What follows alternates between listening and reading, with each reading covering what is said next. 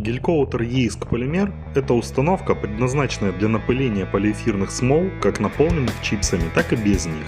Используется при производстве моек и столешниц из искусственного мрамора, а также при производстве различных стеклопластиковых изделий, судостроительстве, авиастроении и других производствах.